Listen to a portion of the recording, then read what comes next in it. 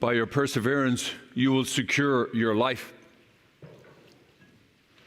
You know, our culture is increasingly conflicted on how to deal with death.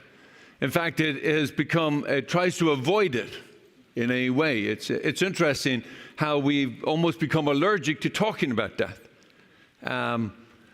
We avoid it. We use different euphemisms for it. And at any point, we even now try to avoid the word funeral. Say it's a celebration of life. As if the use of our words can escape the certainty of dying. In this view, time is a scarcity. It's an asset that is a diminishing asset that we're going to lose someday. And that in this view, in this cultural view of time, time's running out. And in this running out of time, we have this sense of everything must produce something. It's a view of productivity. That you are running out of time, so therefore you need to use your time well, and you need to stop wasting your time. And you see all these different ways as if the only value that we have is in somehow producing something for somebody. In this view, spending time with each other is wasting time. Spending time resting and taking a vacation, going to church is a waste of time. See, in this worldview, time is a scarcity. And in this way, we want to be the most productive as possible. But in the Christian view of time, time is a gift. Time is a gift. And our call is to use this gift fruitfully, not productively. Fruitfully being that we are called to, in a sense, recognize that we have a gift, and somehow we're not called to accumulate it, but in some way circulate it onto others. That we have this gift, and the first part of this gift, when we're children, everything is gift. We cannot do anything for ourselves. And we recognize that in the Christian view. But that we also, in the culture view, death is a punctuation mark. It's the end. There is no more. But you see, in the Christian view, it's a dash. It's the beginning of something very new. It's the beginning of eternal life as we know it. So in a sense, it's a transition of one to another. But in the culture view, this is not to be heard. They don't want to hear it. It's the end because you're getting measured. And in the culture view then, growing old is a failure because you can't produce as much. And therefore you are to be put to the side because, well, you're not productive. In the Christian view, growing old is getting closer to your fullness of life. You are becoming closer to the place where you will have the fullness of all life with eternity with God in heaven. Now, in Christian view, we don't want to, we do say we're passing on, but we pass on to eternal life. We don't avoid the idea, we don't sort of glamorize death or dying as a wonderful thing. It's a reality. And the elderly are there as a reminder for us of the gift of life. And we tend to them reminding ourselves how precious life is and that we're called to be fruitful in this time. And the wisdom that we get from the elderly is profound if we are willing to sit and to listen and to be with them, to be present to them. You see, time in the Christian view is a precious commodity, for sure. But it's a precious commodity to do something, not in productivity, but in love. Because as St. John of the Cross says, in the evening of our life, we'll be not judged on how well we have lived, we'll be judged on how well we have loved. Because the whole enterprise of life is about loving. And so when someone dies, what we're celebrating tonight is we're celebrating the reality of that death of those people. We celebrate the love shared. We celebrate this gift of love shared.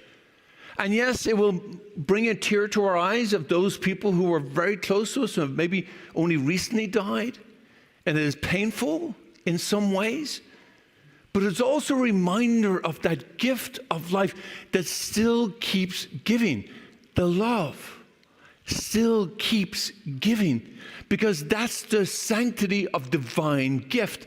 It keeps giving dividends, and it will always keep giving. And that's why it's so important tonight that we remember our loved ones with all these photos and all the candles we'll bring forward in a couple moments. Why? Because we want to remember. As painful as it might be for a moment or two, we celebrate the gift of love shared, the gift of a life well lived, a gift of what is and what will become forever. Now, in today's readings, we hear the prediction of the end times, and it's shocking to hear. This is the last book of the last prophet of the Old Testament, Malachi, and it's echoed in the gospel reading that there's the end times, and it sounds frightening. There's going to be earthquakes and fires and wars.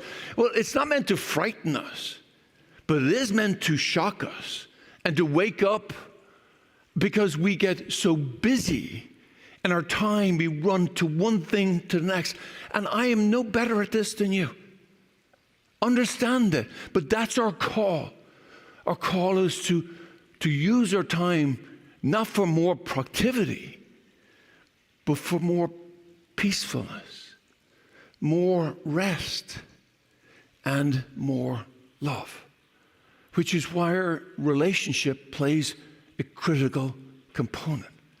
We cannot love in a distance, in a sense. We love up close with our loved ones. That's the love that we share with all our loved ones, was a love up close. It was those who had drawn close to our hearts. And that's what hurts, is the distance seems so far. But we need to remember that is not what we say as Christians. We say as Christians the love remains close because it is now part of the eternal love. It is now part of the divine equation of love. So today we come around this table to keep the pictures of those of our loved ones, and we'll show them up on the screen. And we're going to ask you in a couple of moments to come forward to bring a candle forward and to pray for those loved ones. And if a tear comes, so let it come. But also remember the love shared is what we celebrate. And that makes the time timeless. Because the love will never die. And so that is what we celebrate. And that's why we remember. Because one day we too will go that journey. And we hope that those who have gone, we've gone before them, that those who are left behind, will also gather like this and share a memory. And together they will remember our love that we have shared. That is the circle of love, the circle of life that you've heard me speak about before. So whether we are young and vibrant and have a lot of time ahead of us, or whether we are elderly and we have maybe a little less time, remember that time is eternal after this place. There is no punctuation mark. This is not the end. It is the beginning of eternal life. And today we remember the love shared and the love still being shared tonight. May they rest in peace, but may we continue to remember their love. Let it fill our heart, and let us not be afraid to use their names, not be afraid to remember, not be afraid to tell their stories, not to be afraid to do anything. Why? Because love lives forever.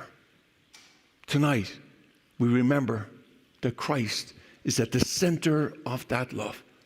And he draws us to the table, helping us to remember that love eternal and to share with one another again tonight, and to remember our loved ones are still with us. The great clouds of witnesses, the great communion of saints, they come to be with us to celebrate in love tonight.